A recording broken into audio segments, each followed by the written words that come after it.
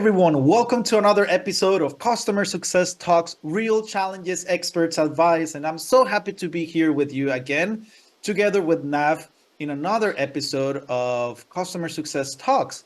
And today's not the exception. We're gonna bring more challenges. We have an amazing guest as well, who is here willing to give more insights and tips to help you when it comes to your career.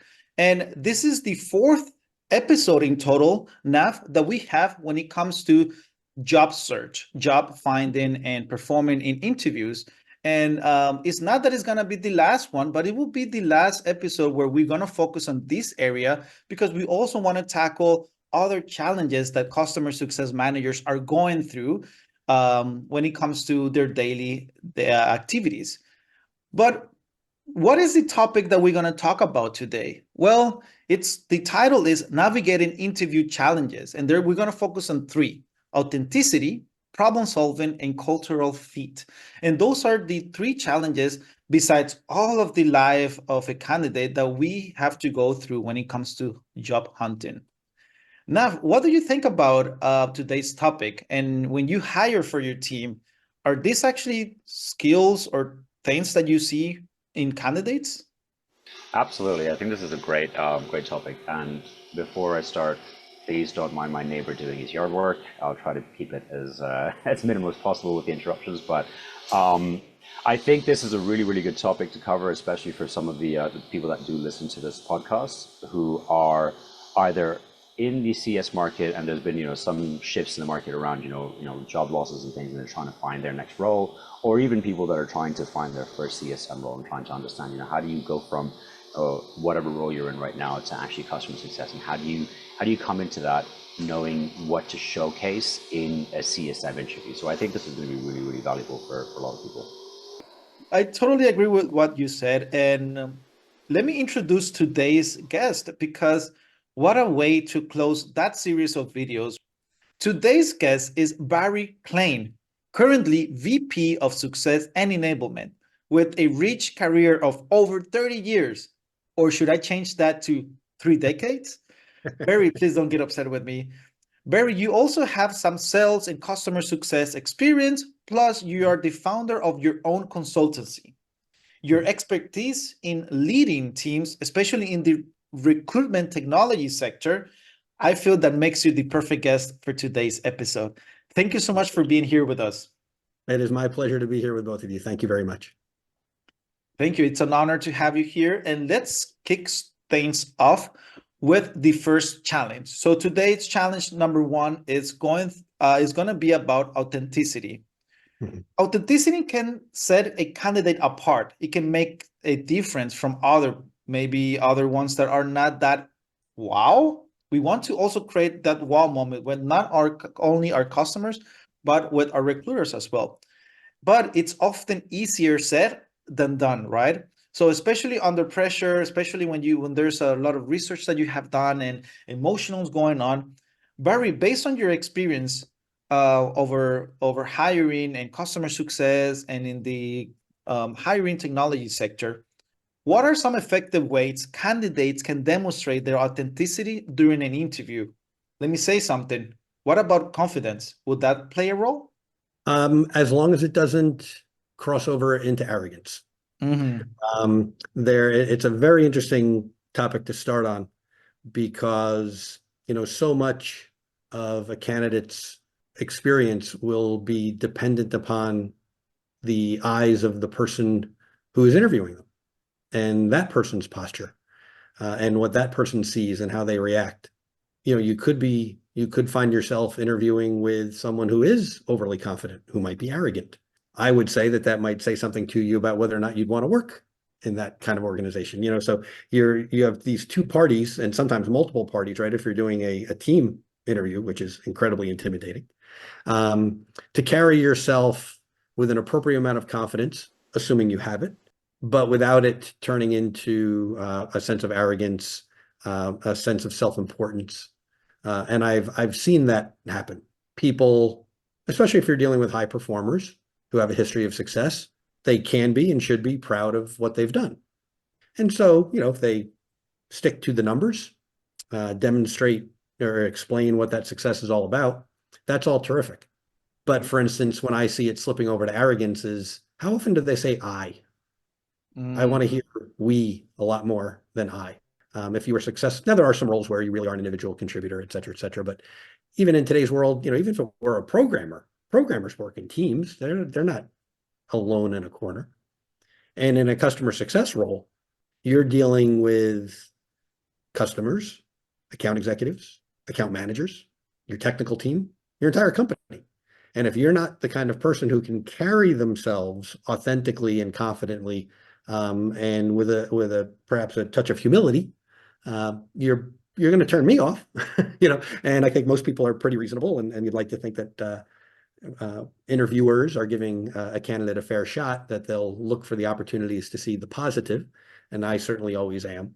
But I'm looking for someone who, and it all starts to blend when we talk about the culture and teamwork and all that. I'm looking for someone who can carry themselves and be a part of that team, and add to and represent the best of what we are. I like that what you said about arrogance. Early in my career, when I was interviewing for a role at IBM, it was a group interview, and there was this guy there who had interned at BlackBerry. Back then it was called RIM, which is a promotion. And he was in this interview, and he pulled out in the middle of the interview a prototype of the touchscreen BlackBerry, which hadn't even been announced at that time. Like, it was just like, RIM at that time was saying, we're always going to be using buttons. That's our value proposition. We're not going to do. And then he pulled this out and he says, "Oh, this is sort of stuff I've been able to work at with, at RIM. They trust me to work on this stuff, and I'm an intern." And then he's like really cocky about it. And he's like, "Oh, if I get this job, then I can, maybe talk to RIM about, hiring IBM for, So I'm just sitting there thinking, like, what the hell? On paper, this guy had so much great experience, probably more experience than most of the people in that room. Did not get a second round interview after that. It's just he came into that thinking he had it in the bag, which was just so funny to see. And my first reaction is, you just violated about 10 aspects of a non-disclosure. That's exactly what I was thinking too. It's like you're standing in this room with a bunch of people who work for a company where there's a lot of things that can't be made public, and you just pulled out company secrets from another company there. And I even thought I was really into the mobile technology space at the time, and I was really interested in it, and I hadn't heard even the slightest rumor about it. And I went home that day and I was thinking, like, if I was liquid right now, I would go and buy a ton of shares in RIM because I'm about to make a ton of money, just based on the fact that these rumors are going to come out in the next few months. But crazy, absolutely crazy, the arrogance that I saw in that room.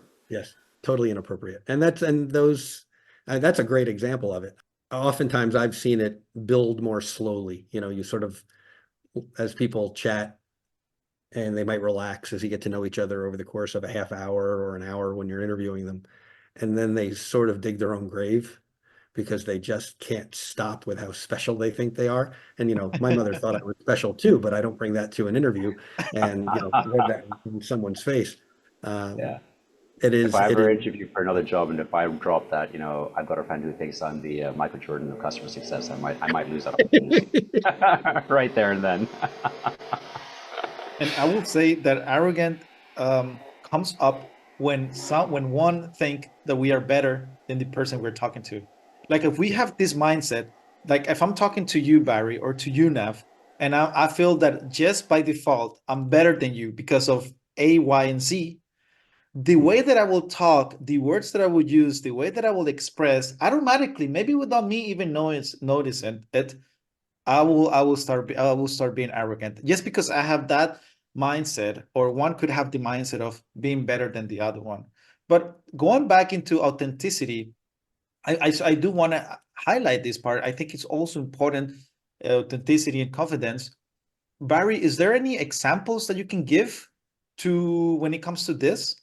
Actually, to tell you the truth, the first example that comes to mind is my brother, and it's an opposite example to what we're discussing. Okay. My brother, who's 15 months older than me, is probably the smartest person I know, especially in the age of Zoom when that started a few years ago. And he has quite a background in higher education, and so he'd be interviewed on various news programs and on web, in podcasts and web conferences. And he had this really bad habit when asked a question of doing this. Well, and his eyes would roll up into the back of his head. He was being authentic because he was thinking and he Yeah. wanted to provide a proper answer. And what I said to him was, you know what that tells me? You're looking for the answer and I don't believe you anymore. You know, Ah. you're crafting the answer. So he was being his authentic self, but he needed to, but it belied a lack of confidence or perhaps a dishonesty in some people's eyes. And so it was one of the things that he, in advance of some other interviews, he would call me and our other brother, and we would rehearse. We would role play because that was a skill he needed to develop. And he was undermining himself by being so authentic, not realizing that it was coming across perhaps inappropriately.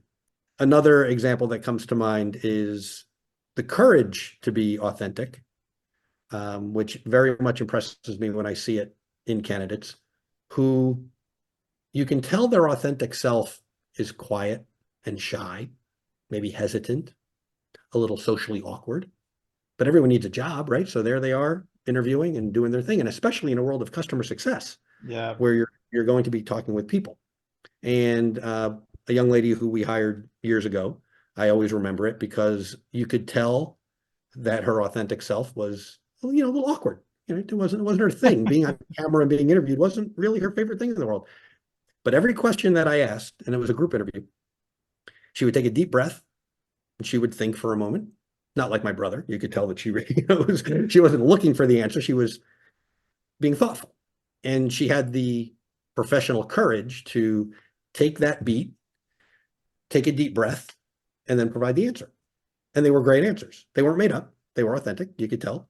But that was hard for her. And that I admire because you're not hiding who you are. You're not someone who is awkward and shy and you're trying to paper over it. You're demonstrating the authentic courage to be professional, have an appropriate interview, represent yourself, learn about us.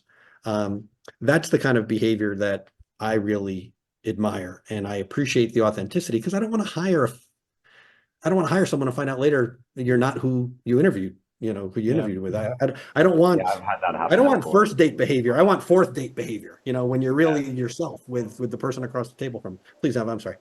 No, I was just gonna say that's happened to me before, and it's like night and day what you get in the interview process. And some people are good at interviewing, and I'm just like, Yes.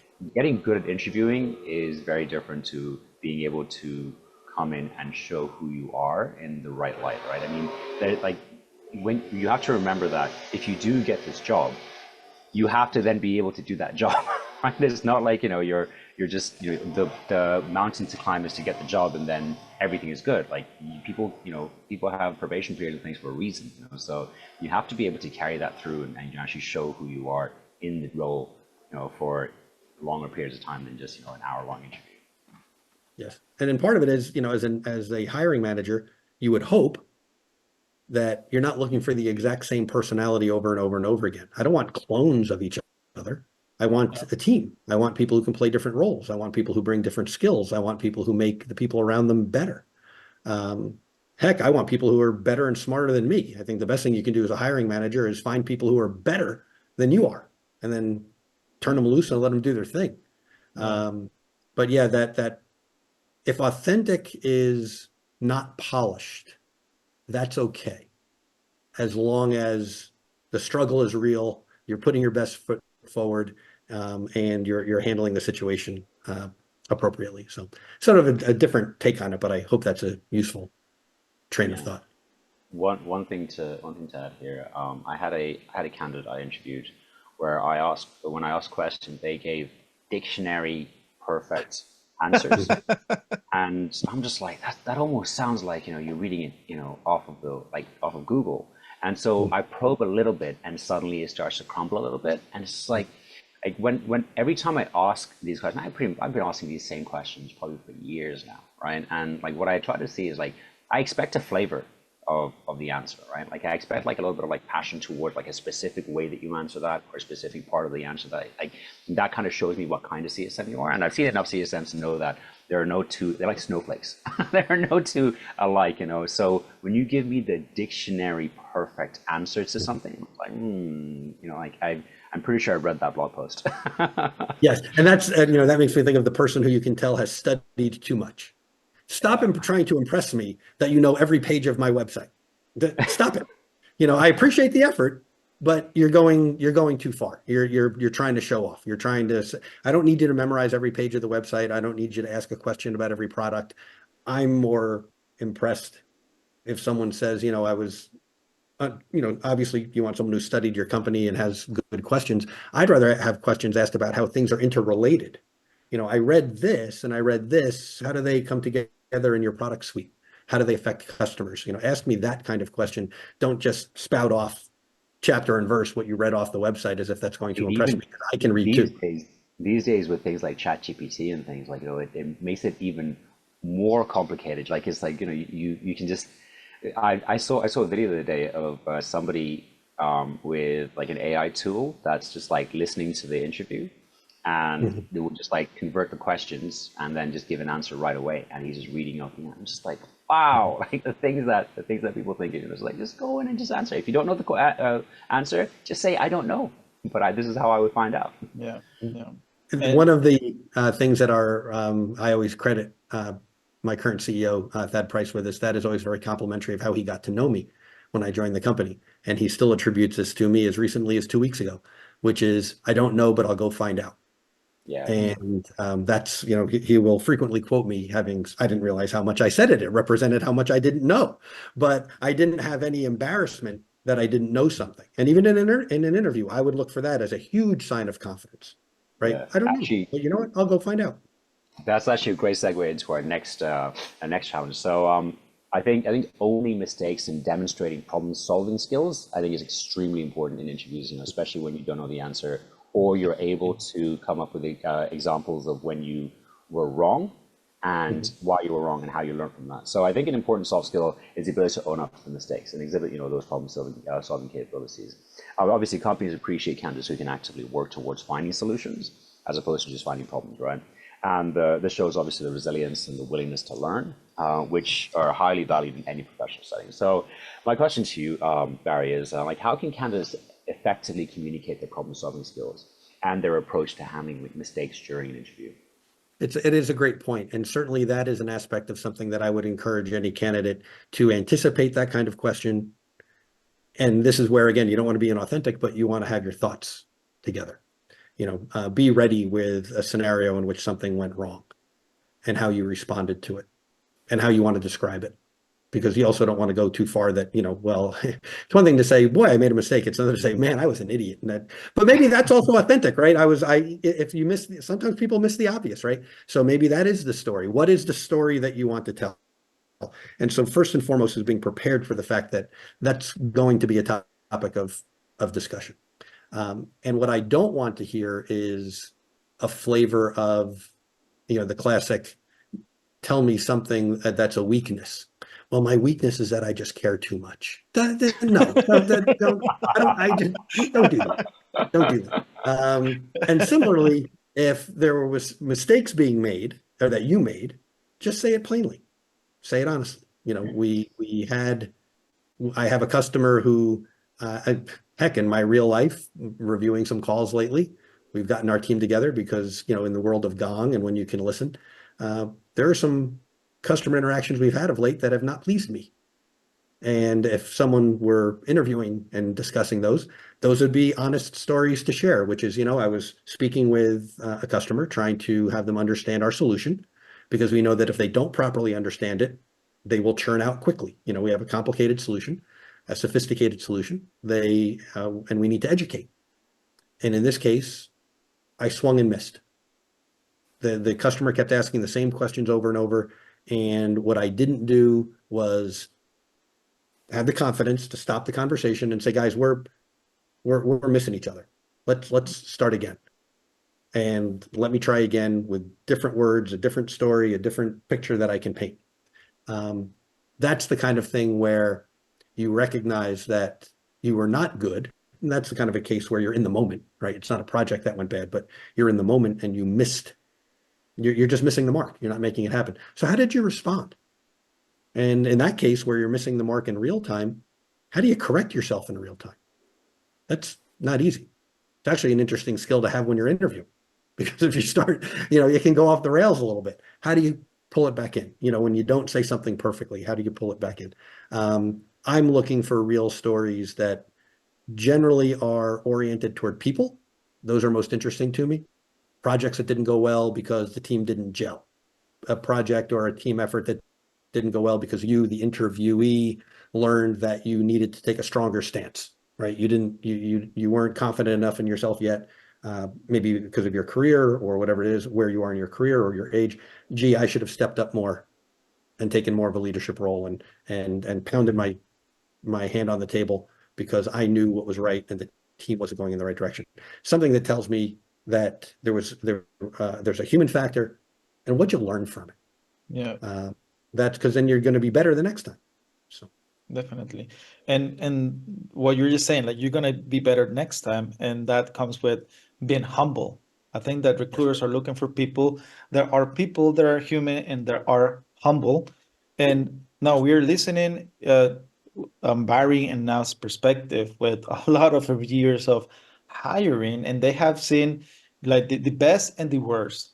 But in the candidate side of things, I will say that everything starts, and I know that this is not the focus of today's episode, but to simplify things, one step before what we're talking about is my perspective is to do a strategic search, because when you do a strategic search to find the job that you really like, the product that you like, the values they're given, that you know that the time that you're going to invest on those 1, 2, 3 or even 4 stages will help you go beyond, proactively do a research to be well prepared, to be authentic in the interview, because you know that who the person that you are, but based on the research that you have done and maybe on the questions that you ask on the interview number one with the recruiter, it will give you an idea that your way of being is authentic and it will be a good match for the company by you doing a strategic search.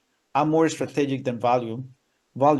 And on the other side of things, when it comes to problem solving, like Barry said, it's a lot of research. And how can that, where can you find that research, or how can you do, I'm sorry, how can you do that research?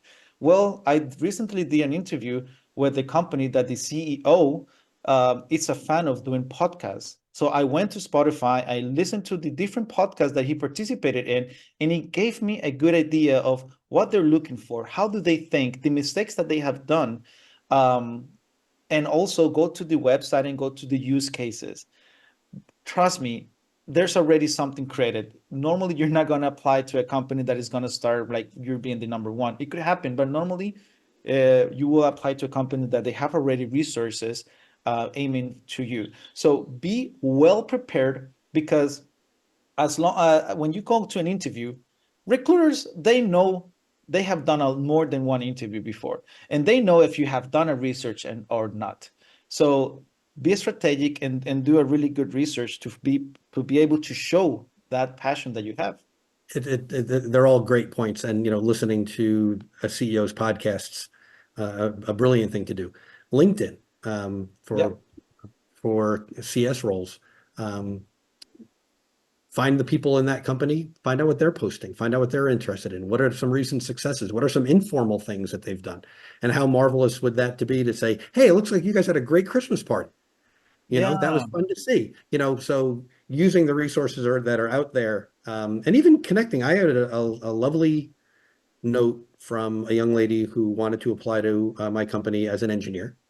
And I don't fault her for reaching out to me, even though I'm the CS person.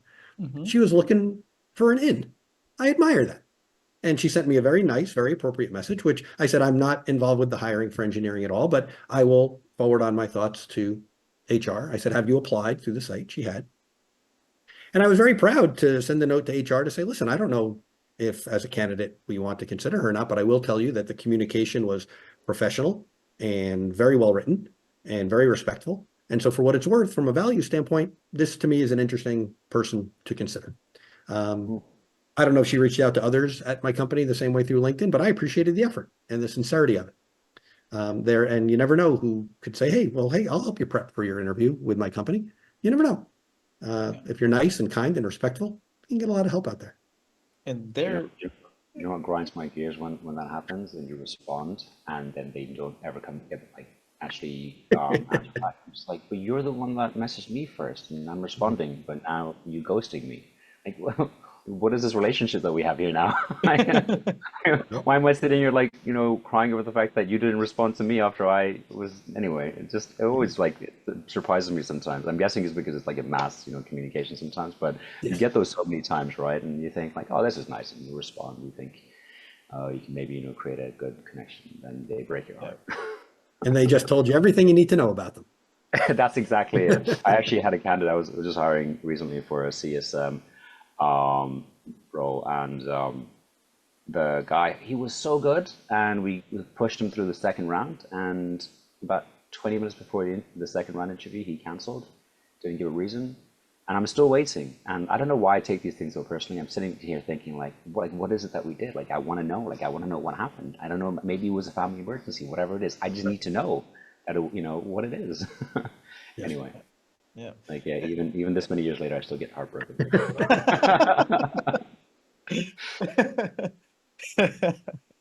um, that was a good one, Nav. Your heart still gets broken, man. Still gets broken every single time. And like everyone listening through Spotify, or if you are in YouTube, I just want to highlight the amazing background that you have behind Barry. But another tool that I will give out there for problem solving is go to g2.com. Yep. Why? G2.com will give you what the customer is going through. What Yep. are the problems that they are trying to solve, and what are the problems that they never solved with the product? So that can also give you, or even positive feedback as well. But that can give you an idea of what are the possible problems that customers are going through when they want to buy the product. Yes. And when you have that and you create maybe one, two, three possible problems, something that Barry said was create a story. And you can Mhm. grab those one, two, or three, and you can create a story.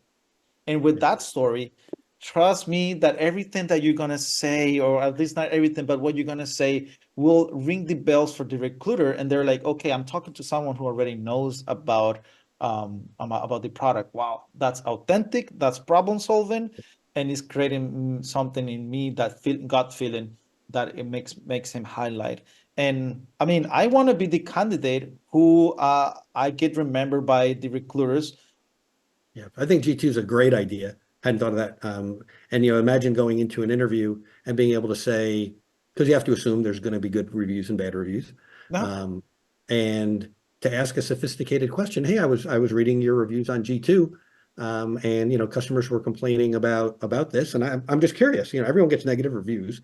I'm just curious, why would they say that? If someone brought up something like that to me, I would say, I'd be impressed if they read it, and then also I wouldn't feel threatened. I'm not being challenged. I'd say, no, you're right. That, I know why that customer might have been unhappy with this. We didn't have a certain feature at the time, or I know the individual they were working with, and that individual no longer works here, and left a bad taste in their mouth. That would be a fascinating thing to discuss with a candidate. Yeah. That would be incredibly creative. The good, the bad, the ugly. Demonstrate to me that you've gone beyond just reading the website for 5 minutes, right? There's that too little effort, and then there's too much in showing off. But using a creative mix of the tools that are available to demonstrate your sincerity and your eagerness is quite a strong thing to do. And I have kind of a dynamic that I want to do with both of you, kind of a surprise. So let's Oh see how boy. it goes. Yeah. Uh-oh. um, Barry and Nev, what will be your top three or top five questions that you will ask a candidate to find their problem solving skills? Okay, so the way that I do this, I always go down the risk mitigation approach, because it's one of the ones that CSMs probably will see a lot of, right? Depending obviously on what level of role that they're applying for. But I'll ask them, like I'll start off by kind of like taking it into the journey. It's like, so like how would you keep track? I'm like, well, you've got 30, 40, 50, maybe 100, 200 accounts in your portfolio, depending on the role. And you need to try and figure out where the risk kind of lies, and be able to understand where you need to spend your time on day to day. Like, how do you make sure you measure that? And they'll give me a great answer. They'll say, oh, I look at the customer health score. Or like, it's always a very, very obvious. So I'm like, okay, let's say you do find some risk in there, right? Let's say you see a churn risk in a couple of your accounts. What do you do to mitigate that risk? And then there's like, okay, well, I'll check to see what tickets they have, blah, blah, blah. I'll give them a call. I'm like, great. That's really, really good. What if they say they want to churn in the next, like if the renewal's coming up in 3 months and they want to I churn? see what you're doing. Yeah, and then they're like, oh, then I'll try to understand, what the problem is and see if there's anything we can do. And yeah, okay, perfect. And I'm like, and then I'll go, what if it's just price related? And all they care about is a price, right? Like, and they're saying, your product is great, but we just found something that's cheaper. What would you do? How do you mitigate that?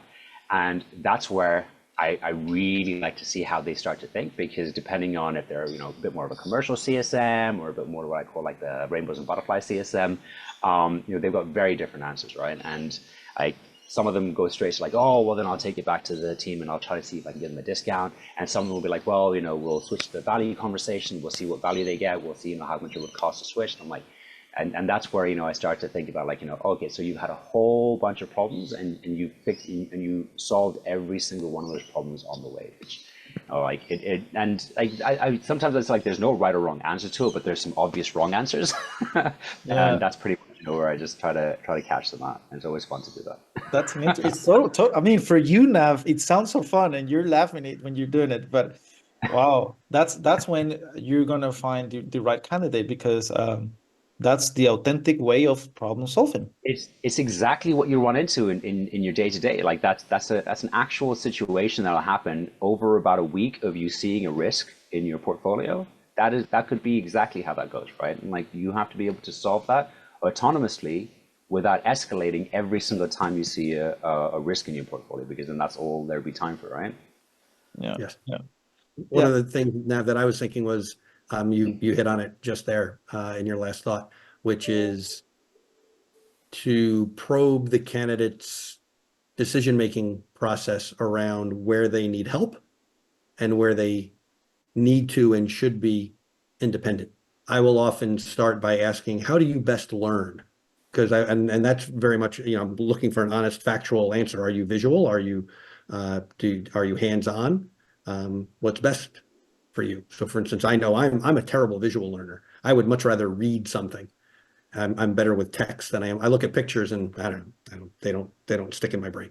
Which and is yet your ironic. daughter's an artist. I love ironic that. given the art that's The behind me. irony Yes, there. that my daughter. And thank you for the shout out from both of you. For the I have this ridiculously talented 16-year-old, and I had a roommate in college who was an architecture major, and he used to come home so excited. He was such a dear friend, and he would say, "Okay, this is what I'm designing for my project, and picture this and picture that," and I would just smile and nod.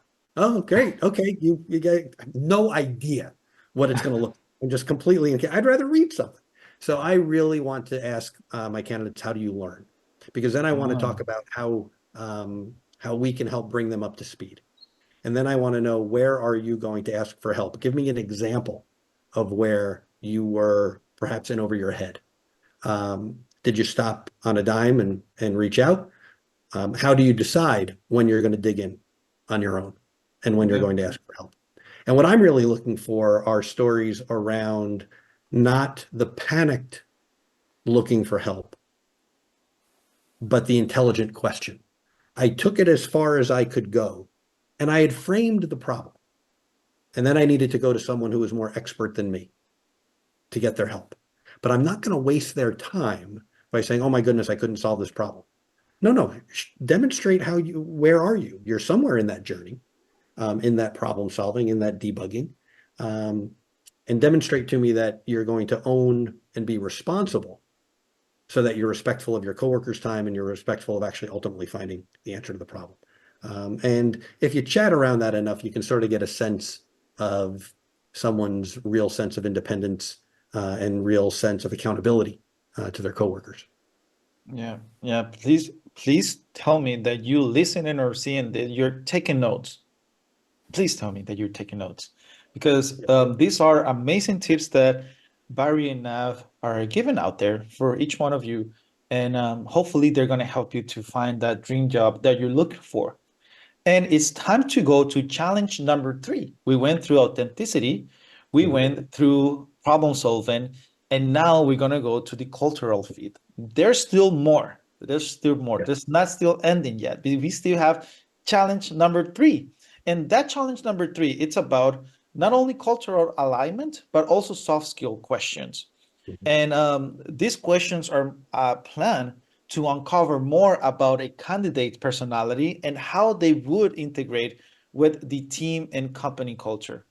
Mhm. Companies want to make sure that the candidates are a good fit not only for them but also for us. It's a mutual, it's a collaboration that we're doing here with the company, and that's again part of the strategic research that you need to do before you actually start investing time on this. Barry, what type of questions should candidates expect that are aimed to identify this cultural fit and soft skills from the recruiter side? Certainly, and for us at Talru, it is hard to overstate how important cultural alignment is to Yeah. us. And again, it's going back to something we were talking about earlier. It's not about having automatons. It's not having the same personality, the same people. We're allowed to disagree. We're allowed to be unique and different, different perspectives, different personalities. But are we all grounded in the same fundamental decency, ethics, and overall cultural alignment? The single most important question, and mostly it's our HR director who does interviews for, who will be part of the interview cycle for cultural alignment. Sometimes I think we might make too much of this, but every time we don't take this answer seriously, it has come back to bite us. And personal accountability is so important to us, especially in a world of work from home or hybrid. And the question is, you go to a restaurant Mhm. and you park your car, you don't lock the door, and you leave your iPad on your windshield. When you come back, the iPad's gone.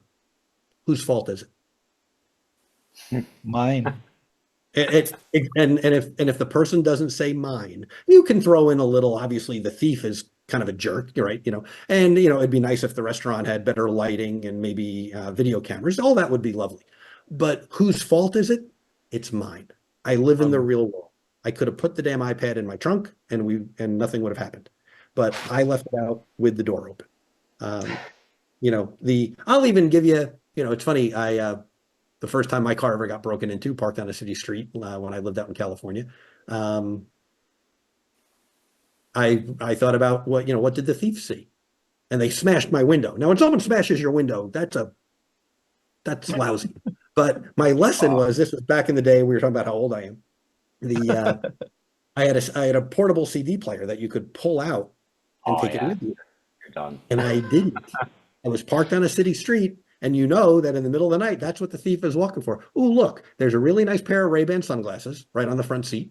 And oh, that CD player has a handle on it. I know that's one of those removable jobs. Next morning, I get to my car and I don't have a CD player anymore, and I have a smashed window. Um, my fault. Ultimately, that's still my fault. I'd kick the thief, but it's my fault. I put myself in that position. It's a fascinating question among many that we ask. There are other questions, of course, around, describe a time when you had a conflict with a coworker. How did you resolve it? mhm. And things that are softer skills, problem-solving skills that represent how you might approach the day-to-day and the human interactions that we all have to deal with. But that question on accountability carries an enormous amount of weight for us, and it has served us very, very well. It does cause some debate at times. I will say there was an executive in our company who uh, brought up a wonderful point. Her point was, that question sort of, if you're looking for fault being the person who got stolen from, you're sort of blaming the victim. And I can understand that, right? This thought process can be taken too far. Someone should not be molested on the street because of the clothing that they're wearing. That's there are levels to this, but that's why the story is so important, which is the stupidity of leaving an expensive electronic device in an unlocked car, right? Um, you don't want to blame the victim, but the victim, in certain cases like that, has accountability. And we're looking for that accountability to say, I could have done better. I should have done better. If I didn't do what I did, I'd still have my iPad. That's a very big one for us. Yeah, I think so. I tend to ask questions around like if you've got somebody that you're working with, because I always try to push this idea around control versus influence, and the things that are around you can control, the things that are outside of your control you can only influence, right? So I always ask questions around if you're working with somebody in another team, and one of your deliverables has a direct dependency on something that they're doing, and they're just not getting it done. How do you approach that situation, right? And what I want to do is start to think about, like, well, first I'll approach them, and then I'll try to, figure it out. And then what I love out of the best candidates is the ones where, like, they'll try to remove any blockers for them, maybe even help them, like, try to do it, with them. And if nothing works, then you start to see escalations and things, because there are deadlines in place. You talk to your manager, you see what the impact is, then like that approach. The interesting thing is that that there's obviously this, like, and I'm sure anybody who's ever been a CSM knows, there's this age-old sort of rivalry between customer success and sales. Yeah. And when you start talking about that in an interview, what you're actually doing is kind of digging yourself a hole. It's almost become like a joke. Exactly. It's almost become a joke in the customer success world, where you think, oh, you say that, somebody's like, yeah, damn sales, right?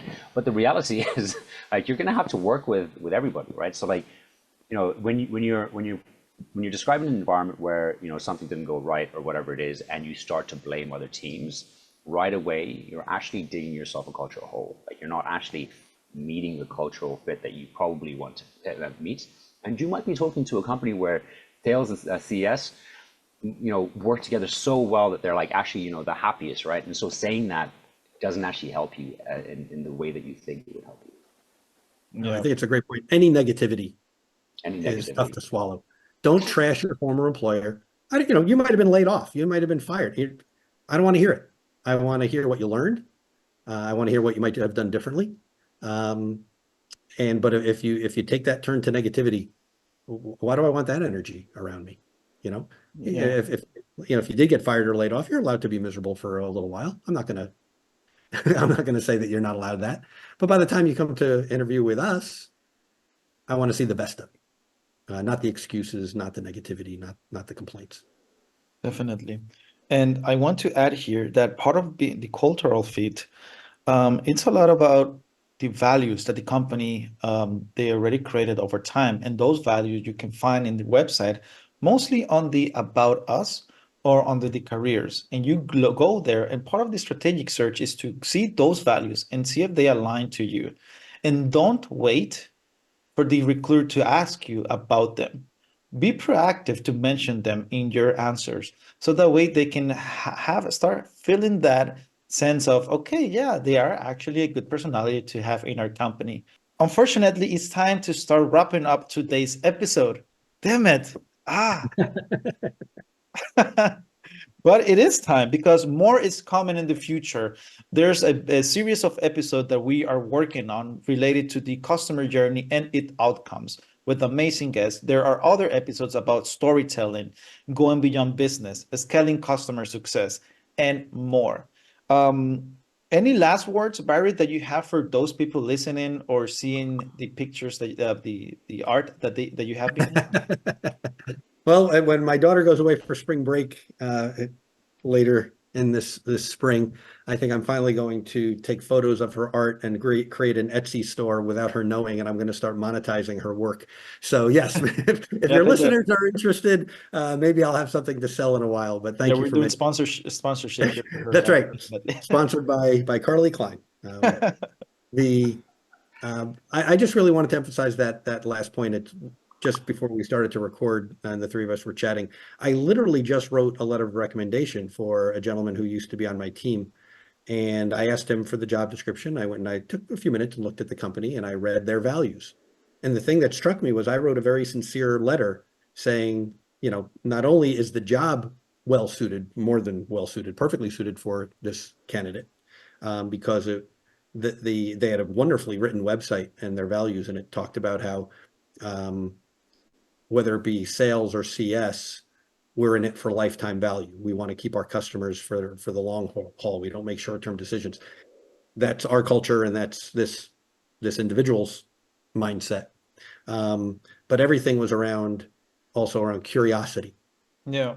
working independently. True. And I was able to write, it was the most fun letter of recommendation I'd ever wrote because I was able to say, this candidate who you are about to meet, I can tell you is a perfect fit. You can teach him anything you need to teach him, but culturally, he's aligned.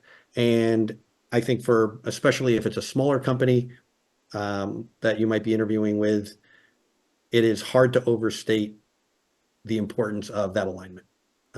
All the facts and figures, all the experience, all the history, the work history you might have, the projects you've completed, you have to be a cultural fit. And yeah, so perhaps the last thing we talked about is the most important thing to talk about and to study and to read LinkedIn articles and to listen to podcasts and get a sense of the people you would be working with to make sure that you're a fit for them and they're a fit for you. Amazing answer. I definitely agreed in what you said. As a candidate, those are definitely source channels, tools, and tips that I would use and I will use to find a job. Nav, any last words that you may have for our listeners? I think that the only thing to leave with, and this is because I went through this my last interview process for myself, is the culture also goes both ways, right? And you want to make sure that the culture fits for you as well. And when I was interviewing for the role I have right now, like I wasn't talking about money. I wasn't talking about the role. The role I know, the money I know is, will be in some range, but it was a cultural fit, the cultural aspect of the company that I cared most about. And so every single person I met with, I would really probe into questions that really deeply, unearth some of the cultural things within the organization. Because there are lots of companies that do sometimes tell you, oh, we've got a great culture, it's very collaborative, all this stuff. You go in and like 2 months later, that's all just, that's not true. So like sometimes you also have to ask the right questions to be able to get, what you need out of that role as well. And always, by the way, do ask questions. I always find it extremely suspicious when there are no questions at the end of an interview. I'm like, well, I'm thinking really nothing. I can't have been that good in this interview process that I gave you all the answers. There's that weird silence. So any questions that I can answer for you? No. Nothing? Yeah, my friend, you haven't done a good research. I just want to highlight that don't be negative. Always go through what you have learned and what you have done different. Be curious, ask questions, and it's time to close today's episode. Remember, keep growing, keep learning, and let's keep improving the world of customer success. Until next time.